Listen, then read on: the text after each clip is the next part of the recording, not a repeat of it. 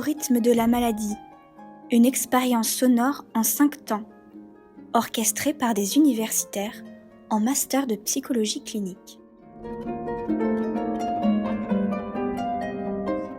Chanter, c'est prier 2 fois, disait saint Augustin.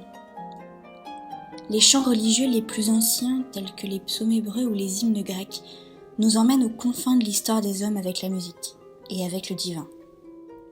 Qu'elle soit à la fête, à la complainte, à l'invocation des puissances divines ou à la narration des histoires des hommes, la musique est omniprésente dans la vie cultuelle de notre espèce, depuis toujours et tout autour du monde.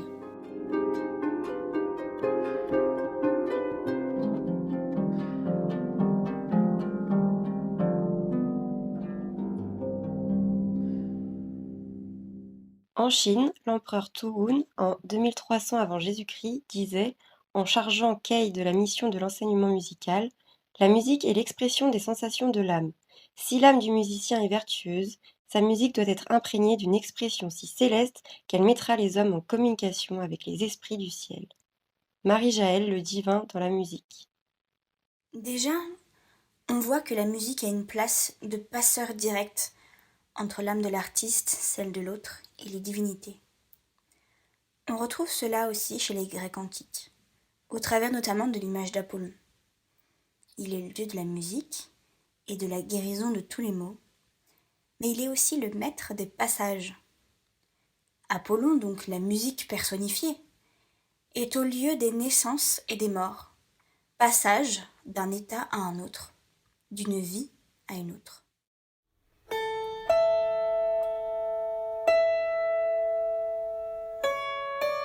La pierre que je suis est une image. Seikilos me place ici, signe immortel d'un souvenir éternel. Tant que tu vis, brille, ne t'afflige absolument de rien. La vie ne dure guère, le temps exige son tribut.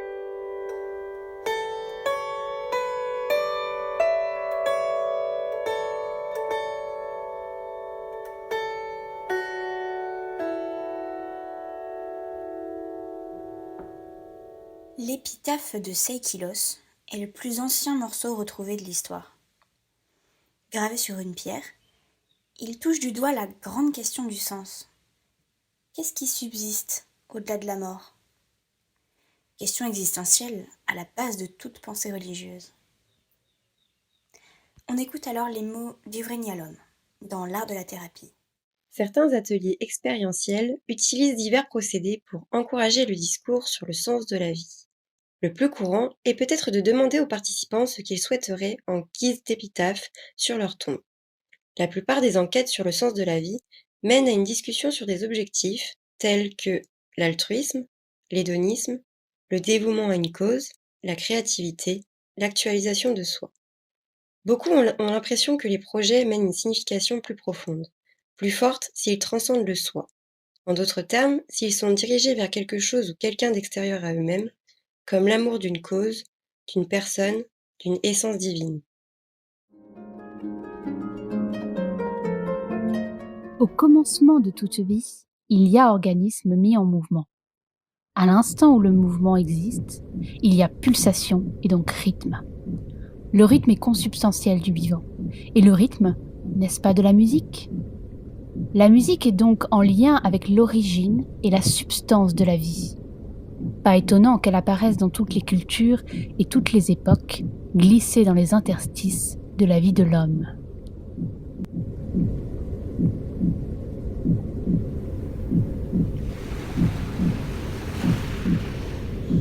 Les bruits de la nature, c'est du rythme.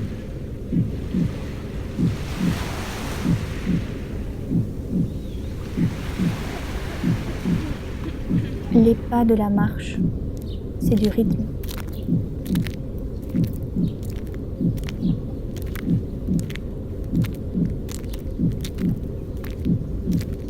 Toutes les choses, tous les travaux, tous les mouvements, c'est du rythme.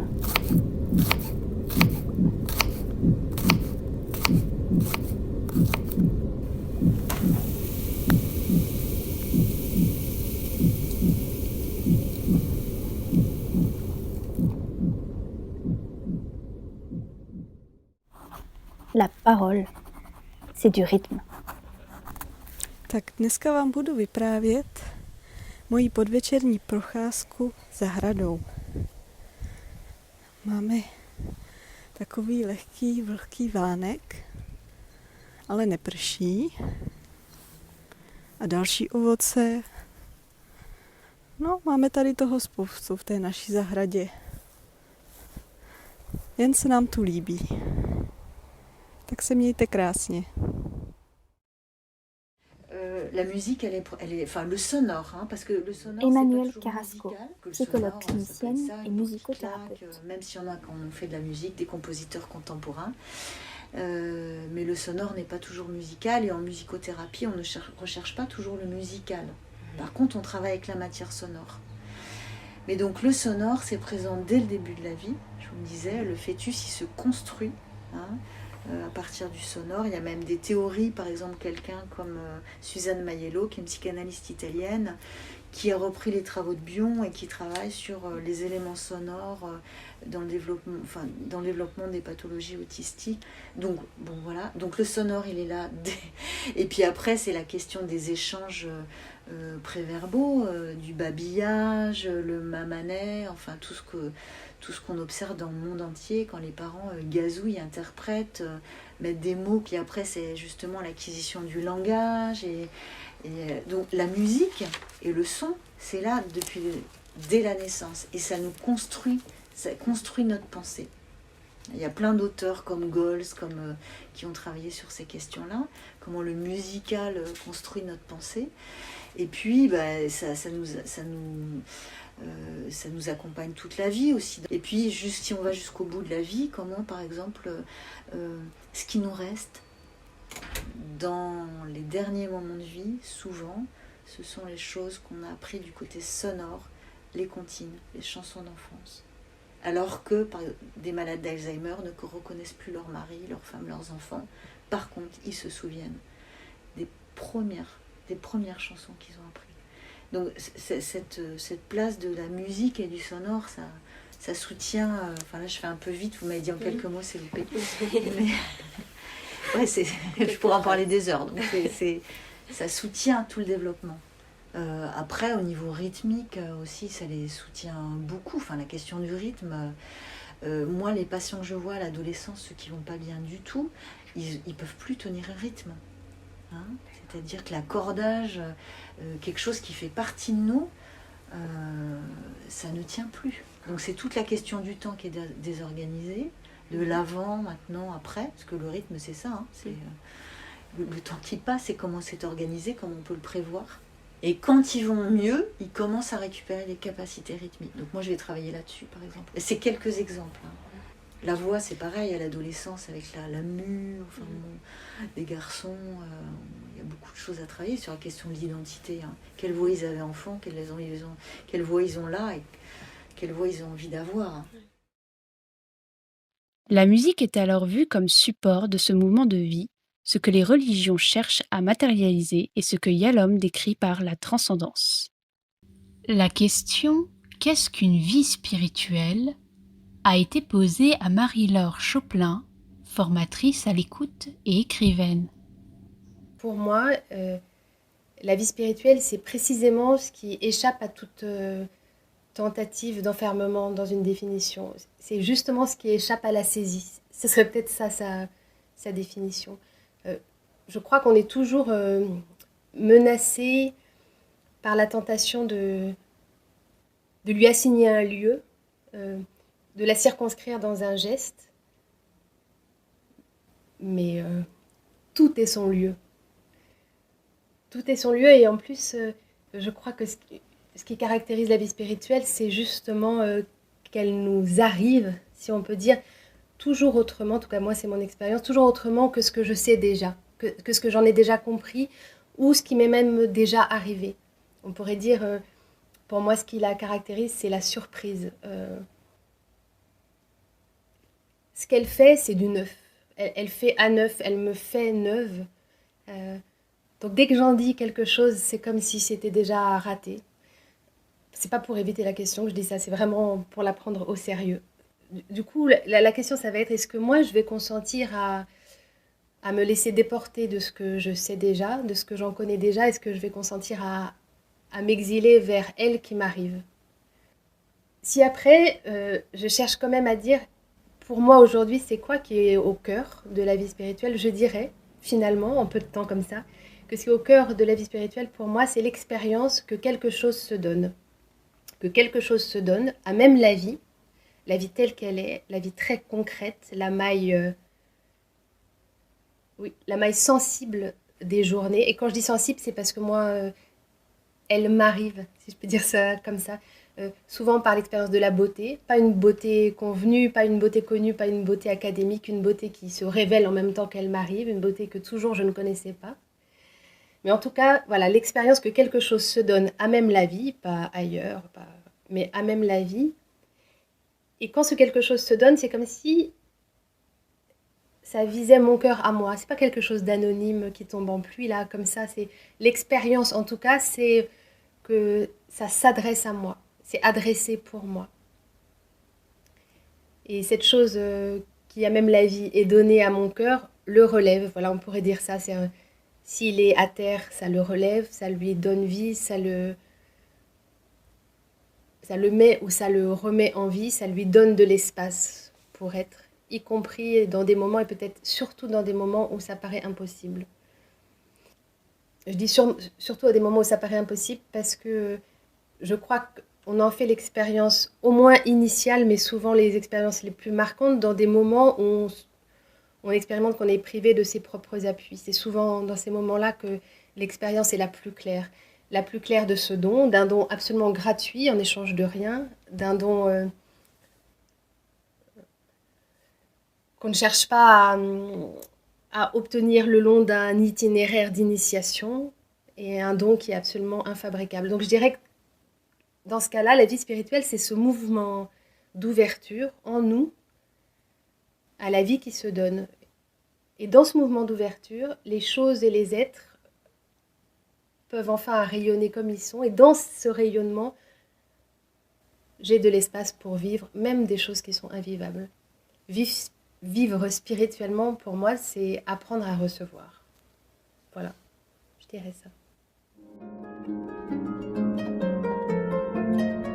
Il y a tout un chemin donc entre Christine Mérienne. le musicien, son intériorité, donc son cœur, son âme, son esprit, ses émotions et son savoir-faire, qui passe après dans ses mains, dans son souffle, voilà, dans ce qu'il faut pour jouer de l'instrument.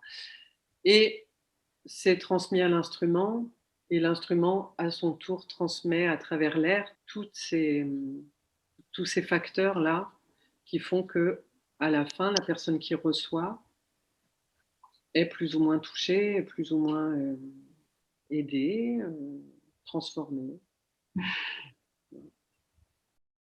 En concert, on joue toujours, enfin la plupart du temps, pour plusieurs personnes, et quelquefois nombreuses, et dans ce cas, elles sont dans le noir. Donc, on perçoit plus à ce moment-là une énergie. On peut accrocher un regard. Et c'est vrai que moi, ça m'aide, par exemple, si je vois une personne dans l'assistance, une personne qui a l'air particulièrement touchée, qui va avoir un regard très présent. Et là, moi, ça va m'aider parce que je sens que le message passe, et ça me porte. Maintenant, d'expérience, je sais que des personnes qui ont l'air un peu absentes, entre guillemets, c'est souvent les gens qui viennent me parler après. Et c'est pas qu'elles étaient absentes du tout, c'est qu'elles étaient concentrées, tournées vers elles-mêmes, c'est-à-dire à la fois dans la réception de ce que je donne et dans leur émotion. Il y a quelque chose qui part de moi, qui arrive vers l'autre, et l'autre le renvoie. Quand ça n'arrive pas, dire par exemple, là, c'est arrivé qu'on fasse des concerts en visio. Donc, on nous demande de jouer, on se filmer, mais il n'y a pas de public. et on ne voit pas les gens qui sont devant leur écran. Et ben là, à la fin, on est vidé. Il n'y a plus d'énergie. Quand il y a un public, à la fin, on est rempli. Donc on donne beaucoup d'énergie. Il n'y a qu'à regarder Johnny Hallyday, hein, l'énergie qui est donnée qui est assez époustouflante. On donne l'énergie et l'énergie revient et elle est décuplée parce qu'il y a plein de monde. Et voilà, donc ça peut être assez grisant, mais ça peut être surtout, enfin moi je le vis toujours, ça me nourrit, ça me porte, ça me procure quelque chose, c'est assez intense en fait, l'énergie qui circule entre moi et les autres. Il y a une communication qui est ni verbale, ni... c'est autre chose. Moi j'ai une musique, il y a quelques temps, là, quelques semaines, j'ai eu un passage à vide. C'était même plus que ça. Une sensation très bizarre dans mon corps et dans mon esprit, comme si j'étais éparpillée. Et je me sentais très très mal. Je ne sais pas ce qui s'est passé à ce moment-là, qu'est-ce que c'était. Et j'étais pas bien, j'étais pas bien, j'étais pas bien. Et je m'allonge et je me dis, mais qu'est-ce que je peux faire là? Là, je ne sais plus quoi faire. Et je me suis souvenue d'un disque que j'écoutais quand j'avais 20 ans. C'est un groupe québécois qui s'appelle Harmonium. Et l'album s'appelle La 5e saison. Et j'ai trouvé ça sur Internet, puisque maintenant c'est très facile. J'ai mis ça dans mes oreilles. Et ça m'a transportée. Alors ça m'a transportée dans mes jeunes années, mais pas seulement. Ça m'a reprocuré l'effet que j'y trouvais quand j'avais 20 ans, qui était de me...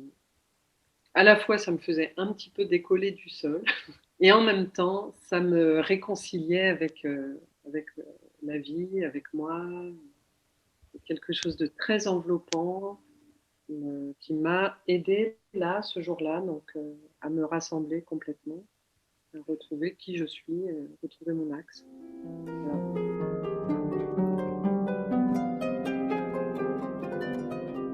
En fait, l'expérience fondatrice pour moi, enfin, telle que je me la suis reconstruite dans ma petite Émilie histoire, Pan, psychologue clinicienne. c'était mon premier stage. J'étais en licence et donc j'étais prise en stage dans un institut pour enfants polyhandicapés. Et la psychologue qui travaillait là-bas, donc ma tutrice m'avait dit, bah voilà, c'est bien beau, tu fais une fac de psycho, mais j'ai vu aussi sur ton CV que tu étais au conservatoire, donc qu'est-ce que tu sais faire? Et je lui disais donc que je jouais du violoncelle. Et donc elle m'a dit, bah très bien, tu l'amènes demain et on va voir ce qu'on peut faire. Donc j'étais très docile et scolaire, donc puis je voulais surtout avoir une bonne appréciation à mon stage, donc j'ai amené mon violoncelle et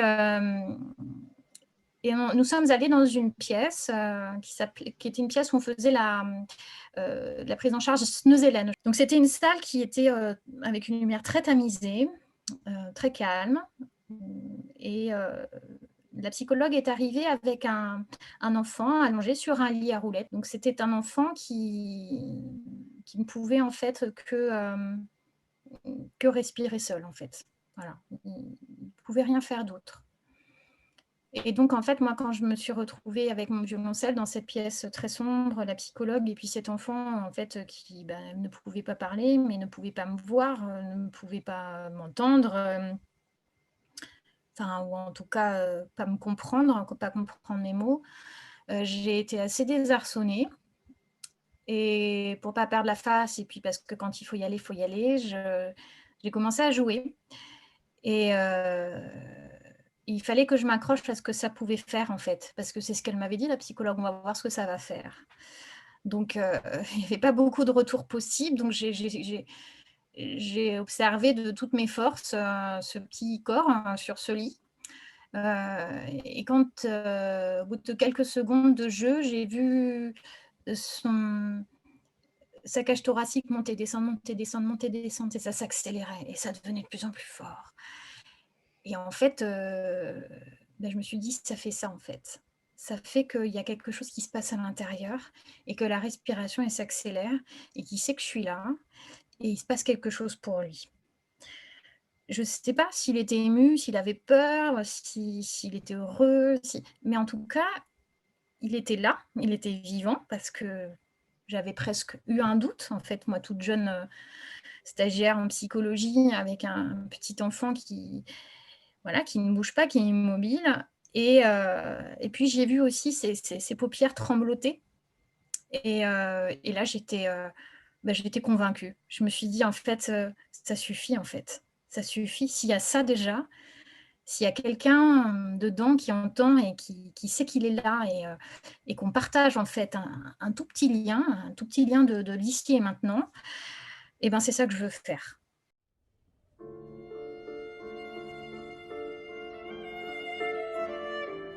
Avant de nous quitter et que vous repartiez vers ce qui vous attend, je voudrais laisser la parole à Claire Aupert, violoncelliste et musicothérapeute, qui dans son livre Le Pansement Schubert exprime mieux que moi, et avec plus de poésie, le don étonnant à même la vie, à même le corps, qui s'opère au travers de la musique. Mon violoncelle qui chante au chevet de ceux qu'on appelle autistes profonds, résidents d'EHPAD, patients déments, malades douloureux et en fin de vie, n'est pas un divertissement agréable, une simple consolation ou même un apaisement transitoire des tourments.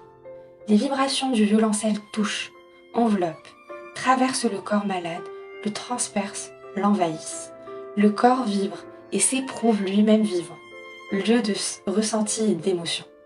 Il semble résonner avec les profondeurs de l'être. La maladie grave est une expérience de délogement de soi. Elle assaille le corps, enchaîne les pertes successives. Elle conteste à la personne son pouvoir d'agir sur elle-même. Elle la laisse dépourvue, étrangère à elle-même, sans demeure stable et identifiée. La musique vivante est un éclat de vie transformateur. Elle arrache le cœur dormant et fait surgir un élan. Elle atteste qu'une extension des facultés de percevoir est possible dans le dévoilement de l'art. Cette éruption salvatrice qui convoque le noyau profond en nous, malgré le morcellement et la maladie grave, malgré la démence, la douleur et la mort. Ce noyau nous est commun. Il rayonne en nous, entre nous, par nous. Il est le sous-terre, la trace originelle. Il est le support de la vie. Il est la vie. La musique rejoint la sous-terre en reliant miraculeusement. Sentiment de confiance, circulation de joie.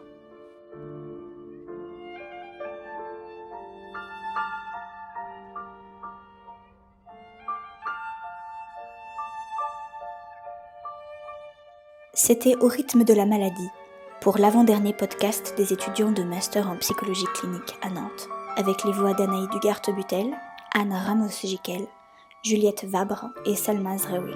Intervenant, Marie-Laure Choplin, dans une interview avec les éditions Laborat Fides, Christine Mérienne, Emmanuel Carrasco et Émilie Pain.